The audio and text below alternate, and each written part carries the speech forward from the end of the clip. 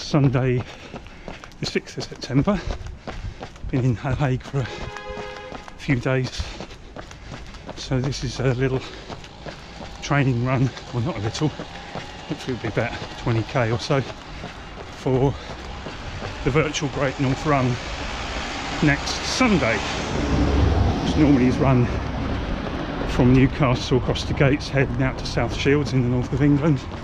It's a half marathon, but this year, for obvious reasons, it's virtual. So it's Deb accompanying me today. So I'm gonna just try and draw a little pattern here, because it's this month is Team CF Cystic Fibrosis Running Festival, or Virtual Running Festival. So we're trying to run as many miles and raise as much money for the CF Trust again as possible.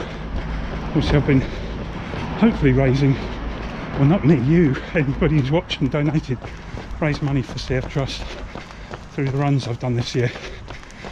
So yeah, this should work out very nicely as a training run, and I've got to decide on my route for next week for the Great North Run. Across the southernmost section of my loop today, it's approximately a loop with a few little bits.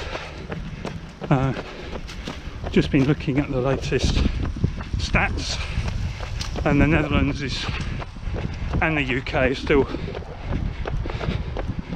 the positive rates are still creeping up for coronavirus.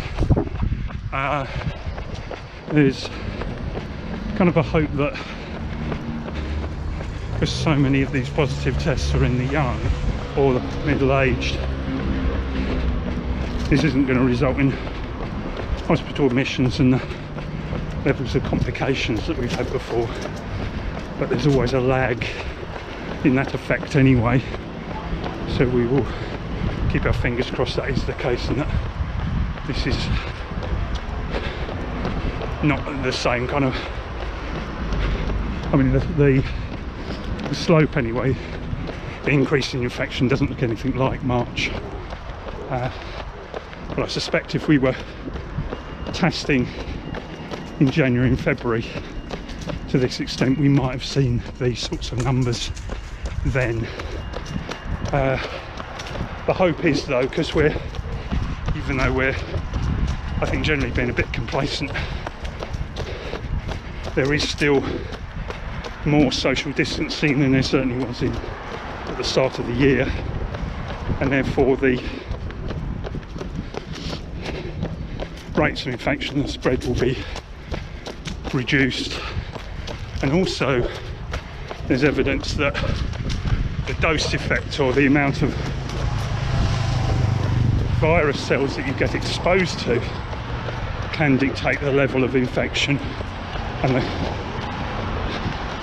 and if you like, the severity of the infection. So if that is true, distancing, even if you do get a dose of it, or somebody else gets it from you when you're asymptomatic, it's hopefully going to be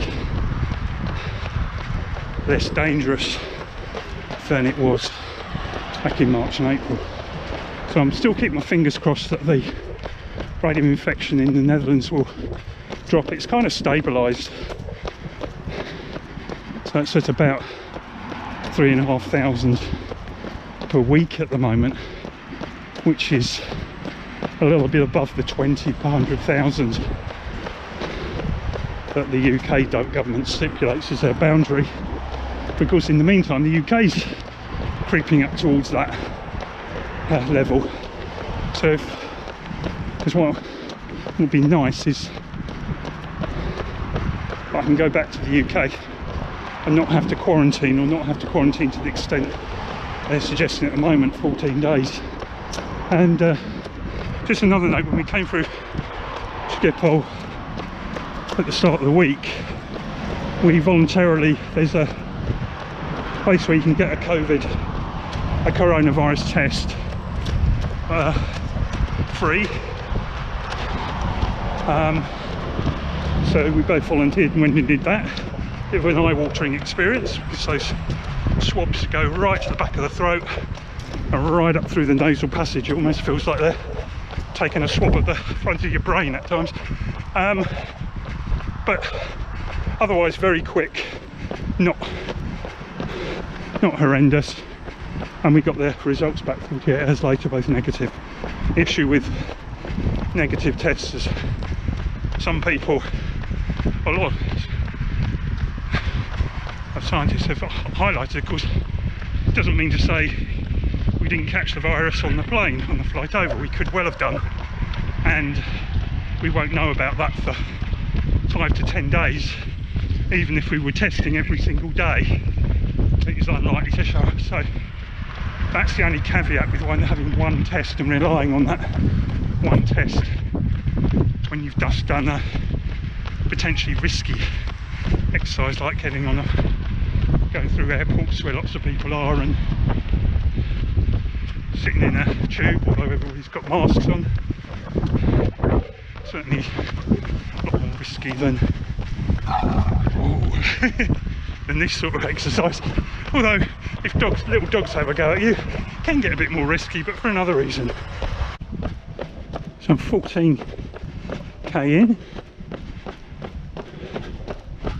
coming back towards the end, so I should finish my Strava Art, so called, it's not really art, in 18 kilometres. It's about another 3.5 to go, and then I'm just going to add a few extra K just to get over the half marathon mark, and then head back home. It's reasonably pleasant today. The wind's dropped since midweek. It's about 17 degrees Celsius here, which is very pleasant for September in this part of Europe.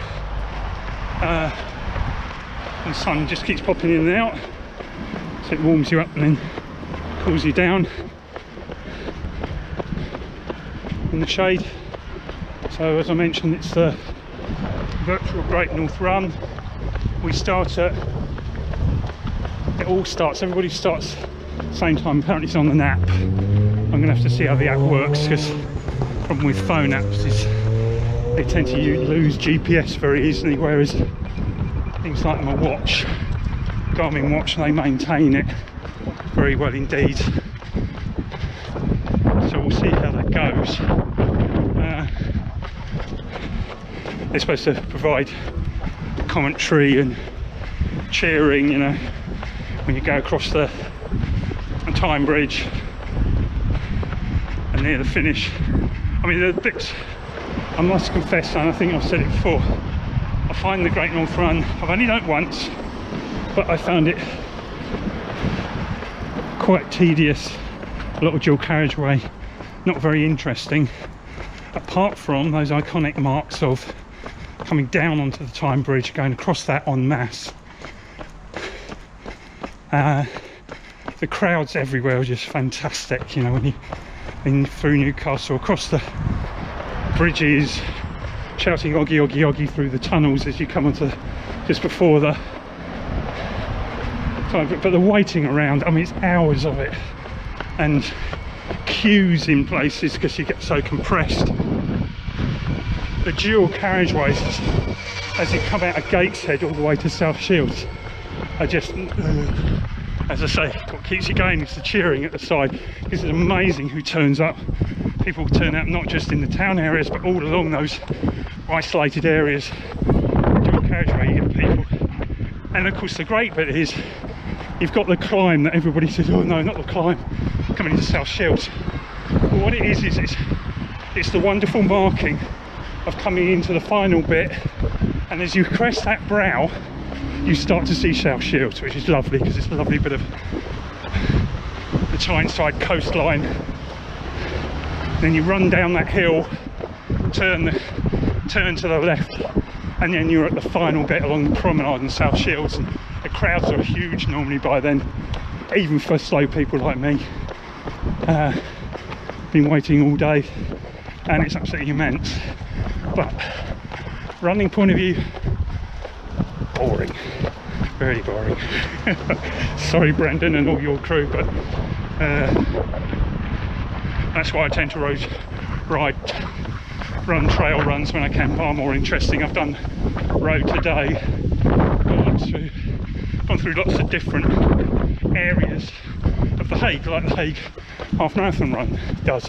Again, on paper it could be quite boring and flat, but it goes through so many different districts, and you see lots of everybody's leaning out windows on the streets. Makes it a bit more fun. That's me done. 21.2k, I think, just over half marathon, a half marathon to call it. There's Nelson coming to greet me.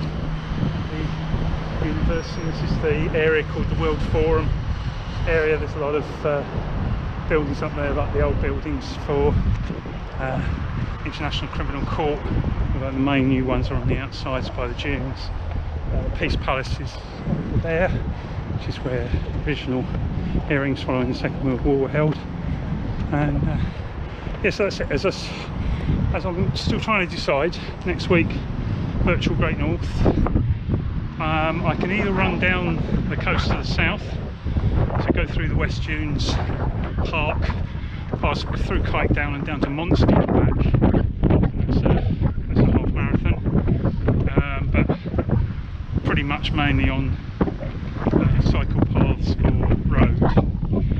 The alternative is to have a more interesting route but slower, which is to go to the East Dunes. I'll probably cycle up there. It's only a short 3k cycle, and then I've got either a couple of loops I can do in the southern part of the East Dunes up towards Wassenaar, or I can go all the way up to Wassenaar and back, and that's roughly a half marathon, I think, with a little bit of a mini loop at the end.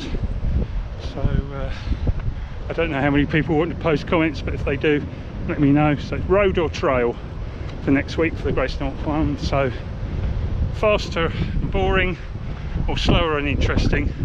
I think you know my bias if you've listened to me rabbit on about this sort of stuff before. So anyway, it's a lovely Sunday in September. It's the CF team, or Team CF, Cystic Fibrosis virtual running festival for the whole of this month. So I'm hoping to maybe do a half marathon at least every weekend over the next few weeks, and then of course I'll do my usual training runs during the week as well. So I'll catch up with you probably for the virtual Great North, and I'll have made my decision up by then.